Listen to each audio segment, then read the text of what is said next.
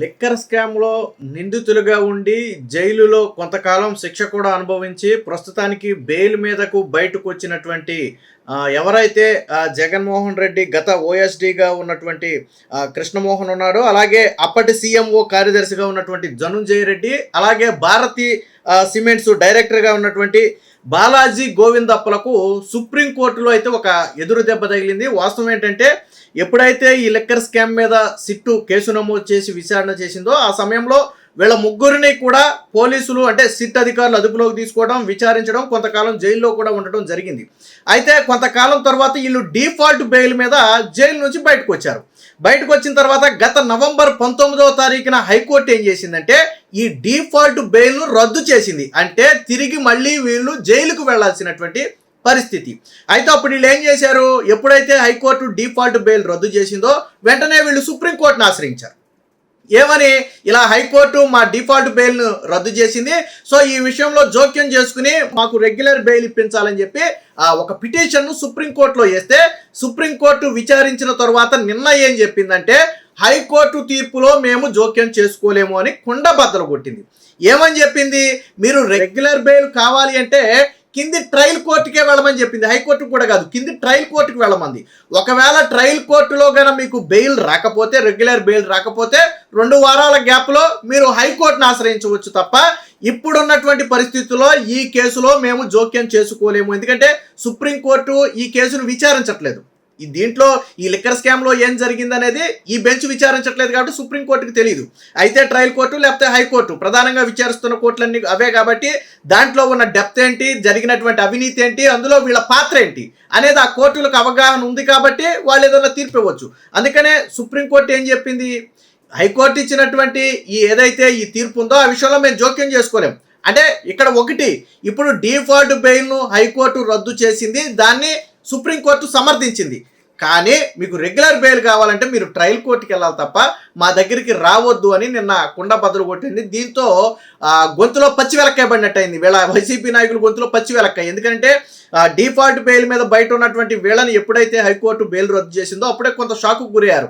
సరే, సుప్రీంకోర్టు నుంచి కొంత రక్షణ వస్తుందేమో అనుకున్నారు తప్ప బట్ సుప్రీంకోర్టు నుంచి రక్షణ అయితే రాదు. బట్ హైకోర్టు గతంలో బెయిల్ రద్దు చేసినప్పటికీ కూడా పోలీసులు అదుపులో తీసుకోవడం నుంచి కొంతకాలం మినహాయింపు ఇచ్చింది. సో అది ఎంతకాలం మినహాయింపు ఉంటుంది అనేది కూడా మనం చెప్పలేం. ఎప్పుడైతే ఇప్పుడు సుప్రీంకోర్టు ఈ విషయంలో మేము జోక్యం చేసుకోలేము అని చెప్పి పిటిషన్ను కొట్టివేసిందో ఇప్పుడు సిట్ అధికారులు వెంటనే వీరిని మళ్ళీ హైకోర్టులో మూవ్ చేసే అవకాశం ఉంది. ఎందుకంటే సుప్రీంకోర్టులో వీళ్ళు సవాల్ చేశారు కాబట్టి అక్కడ తీర్పు వచ్చే వరకు కూడా సిట్ అధికారులు ఏం చేయలేరు, ఆల్రెడీ కోర్టులో పెండింగ్ ఉంది కాబట్టి. బట్ ఇప్పుడు సుప్రీంకోర్టు దాన్ని కొట్టేసింది. హైకోర్టు విషయంలో మేము జోక్యం చేసుకోలేమని కొట్టేసింది కాబట్టి ప్రస్తుతానికి హైకోర్టు తీర్పే ఫైనల్గా సుప్రీంకోర్టు కూడా భావించినట్టుగా అవుతుంది.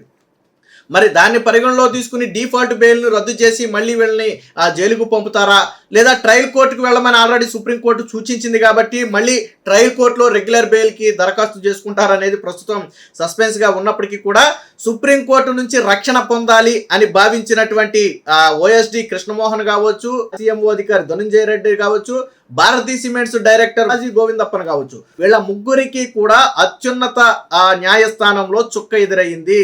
హైకోర్టు ఇచ్చినటువంటి తీర్పు విషయంలో మేము జోక్యం చేసుకోలేమని ఈ రోజు నిన్నైతే కుండ బద్దలు కొట్టింది. ఒక రకంగా ఇది వైసీపీకి షాక్ లాంటిదనే చెప్పుకోవచ్చు. ఇప్పటికే ఈ కేసులో ఉన్నటువంటి చెవిరెడ్డి భాస్కర్ రెడ్డి కావచ్చు, లేదా మరికొంతమంది కావచ్చు ఆల్రెడీ ఇంకా జైల్లోనే ఉన్న నేపథ్యంలో వీరు బయట ఉండటం వల్ల సిట్ చెప్పేది ఒకటే, వీళ్ళు బయట ఉండితే ఏంటంటే కేసు మీద ఏమైనా ప్రభావం పడవచ్చు, వాళ్ళు సాక్షుల్ని ప్రభావితం చేయొచ్చు, సాక్ష్యాధారాలను తారుమారు చేయొచ్చు. సో ఇది సిట్టు చెప్తున్నటువంటి మాట. గతంలో హైకోర్టు డిఫాల్ట్ బెయిల్ ఎందుకు రద్దు చేసింది అంటే ఆ కేసు తీవ్రతను పరిగణలోకి తీసుకునే రద్దు చేసింది. ఇందులో డెప్త్ ఉంది కాబట్టి, అవినీతి ఎలా జరిగింది అనేది సిట్టు ఆధారాలతో సహా కోర్టు ముందు ఉంచింది కాబట్టి డిఫాల్ట్ బెయిల్ కూడా రద్దు చేసింది. సో ఇది ఒక రకంగా వారికి షాక్ అనే చెప్పొచ్చు. రెగ్యులర్ బెయిల్ కోసం ట్రయల్ కోర్టుకే వెళ్ళండి, మద్యం స్కామ్ నిందితులకు సుప్రీం షాకు, హైకోర్టు తీర్పులో జోక్యం చేసుకోలేమని స్పష్టీకరణ. ధనుంజయ రెడ్డి, కృష్ణమోహన్ రెడ్డి, గోవిందప్పన్ల పిటిషన్లు కొట్టివేత, అరెస్టు నుంచి రక్షణ పొడిగింపు. వీళ్ళొచ్చిన ఊరట ఏదైనా ఉందంటే ప్రస్తుతానికి టెంపరీగా అరెస్టు నుంచి కొంత అంటే సుప్రీంకోర్టు తీర్పు తర్వాత వెంటనే అదుపులోకి తీసుకోకుండా ఈ రక్షణ హైకోర్టు అరెస్టు చేయకుండా ఇచ్చినటువంటి రక్షణ ఏదైతే ఉందో దాన్ని అయితే కొంతకాలం పొడిగించారు. ట్రయల్ కోర్టులో బెయిల్ రాకుంటే హైకోర్టును ఆశ్రయించవచ్చన్న బెంచ్ ఇందుకోసం వారికి 2 వారాలు వెలుసుబాటు. మీరు ట్రయల్ కోర్టులో పిటిషన్ వేసుకోండి. ట్రయల్ కోర్టులో కనుక మీకు రెగ్యులర్ బెయిల్ ఇవ్వడానికి నిరాకరిస్తే 2 వారాల సమయంలో మీరు హైకోర్టులో కూడా పిటిషన్ వేసుకోండి. ఒకవేళ హైకోర్టులో కూడా నిరాకరిస్తే చేసేదేమీ లేదు, లోనికి వెళ్ళి కూర్చోవడమే. అంతే తప్ప ఇప్పుడున్న పరిస్థితుల్లో హైకోర్టు రద్దు చేసినటువంటి డిఫాల్ట్ బెయిల్ విషయంలో మాత్రం మేము జోక్యం చేసుకోలేము అని స్పష్టంగా చెబుతూనే అరెస్టు నుంచి రక్షణ అనేది ఏదైతే హైకోర్టు గతంలోనే ఇచ్చింది, హైకోర్టు బెయిల్ రద్దు చేసినా అరెస్టు నుంచి రక్షణ ఇచ్చింది. సో ఆ రక్షణను మాత్రం కొంతకాలం అయితే పొడిగించింది. సో ఇది ఒక రకంగా సుప్రీంకోర్టులో తీవ్రమైనటువంటి భంగపాటు. ఎందుకంటే కేసు విచారణ చాలా వేగంగా జరుగుతుంది. ఏదైతే ఈ స్కామ్ ఉందో 3,500 నుంచి 4,000 కోట్ల రూపాయల మద్యం స్కామ్గా చెబుతున్నారో, ముఖ్యంగా ముడుపులు, మనం ఏదో ఢిల్లీ లిక్కర్ స్కామ్ నాకు తెలిసి 100 కోట్లు 150 కోట్లు ఐ థింక్ 100-150 కోట్ల లిక్కర్ స్కామ్కి అంత హడావిడి జరిగితే కేజ్రీవాల్ లాంటి వ్యక్తులు వెళ్ళిపోయి అంతకాలం జైల్లో ఉంటే ఇది 3,500 కోట్లు అధికారికంగానే చెప్తున్నారు. ఇక్కడ కేసులో ప్లస్ పాయింట్ ఏంటంటే ఎవరైతే జగన్మోహన్ రెడ్డికి ముడుపులు ఇచ్చిన కంపెనీలు ఉన్నాయో, లిక్కర్ కంపెనీలు ఉన్నాయో, వాళ్ళే బహిరంగంగా ఒప్పుకున్నారు. ఎస్, ఏపీ లిక్కర్ షాపుల్లో మద్యం అమ్మాలి అంటే ఒక్కొక్క బాటిల్కి ఇంత కమిషన్ రూపంలో ఇవ్వాలి అన్నారు. దాన్ని బాటిల్ మీద వేసి అమ్ముకోమన్నారు. సో మేము అలాగే చేసామని చెప్పి ఓపెన్గానే చెప్పారు. సిట్ అధికారులకు చాలామంది లిక్కర్ ఎవరైతే అమ్ముతున్నారో వాళ్ళే చెప్పారు, ముడుపులు ఇచ్చాము, ఇచ్చిన మాట వాస్తవం అని చెప్తున్నారు. రాజకసిరెడ్డి ఆధ్వర్యంలో జరిగినటువంటి ఈ స్కామ్లో ఇప్పటికే ఎంపీ మిథున్ రెడ్డి అరెస్ట్ అవ్వటం, దాదాపు 71 రోజుల పాటు జైల్లో ఉండటం, ఆ తర్వాత బయటికి రావడం జరిగింది. సో ఇప్పుడు మిథున్ రెడ్డితో పాటు, అంటే పెద్దిరెడ్డి రామచంద్రారెడ్డి తనడు మిథున్ రెడ్డితో పాటు అటు చెవిరెడ్డి భాస్కర్ రెడ్డి ప్రధానంగా ఉన్నారు. ఇక రాజకసిరెడ్డి కింగ్ పిన్, ఈ వ్యవహారం మొత్తానికి కింగ్ పిన్గా ప్రధానంగా చెప్పుకుంటున్నటువంటి వ్యక్తి రాజకసిరెడ్డి. గతంలో జగన్మోహన్ రెడ్డి హయాంలో సలహాదారుడు పదవి వెలగబెడుతూ లిక్కర్ స్కామ్కు సంబంధించిన వ్యవహారాలు మొత్తం చక్కబెట్టిన వ్యక్తి ఆ వ్యక్తే. అంటే ఎవరిని అమ్మాలి, ఒక్కొక్క బ్రాండ్ నుంచి ఎంత కమిషన్ తీసుకోవాలి, తీసుకున్న కమిషన్ని ఎలా ఒక చోటకి చేర్చాలి, ఈ కథ మొత్తం నడిపింది. అంటే ఒక టీముల వారీగా విభజించి 5 స్టాక్ పాయింట్లుగా ఏర్పాటు చేసి తాడేపల్లిలో జగన్మోహన్ రెడ్డి ఇంటి పక్కన కూడా అపార్ట్మెంట్లో ఒక ప్లాట్ తీసుకున్నారు. 5 స్టాక్ పాయింట్లుగా ఏర్పాటు చేసి ఆయా ప్రాంతాల నుంచి మొత్తం సొమ్ముని ఆ పాయింట్లకు చేర్చేవాడు.